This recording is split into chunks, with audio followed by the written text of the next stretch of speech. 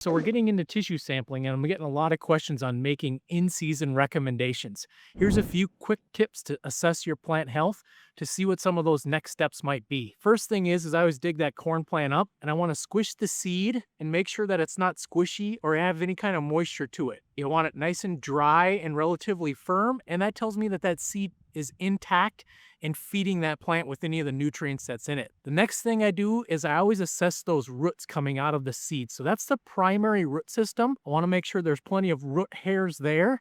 And I also want to make sure that there's some seminal roots or some auxiliary roots coming out of the backside of that seed. That tells me that germination process was consistent and even. It gives me a good indicator of planting stresses. The other thing is I look at that mesocotyl, the area between the growing point and the seed. I want that nice crisp white apple texture. That tells me again that it's not swollen and that it had a good emergence coming out of the ground.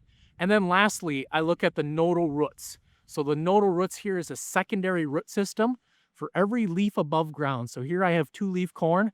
I want to have a ring of nodal roots below ground. Here you can see I have one ring with the second ring starting, which tells me that this particular plant is a little bit behind, but there's still plenty of time for it to catch up. So this plant is going to survive off of this root system and mainly whatever's coming from the seed for about 10 days more till we get to V3, V4, and then it'll start to survive off of what those roots are, primarily, again, these secondary roots. Some things that you don't want to see out in your field, and some example would be a swollen mesocotyl, or here you can see there's definitely some confusion going on as it was coming up out of the ground. So if you wanted to assess your in-season plant health after that, dig the roots up again and do that assessment, but also utilize a tissue test to help estimate what those nutrients are and how the plants are seeing them to look at any deficiencies that might be coming across the field.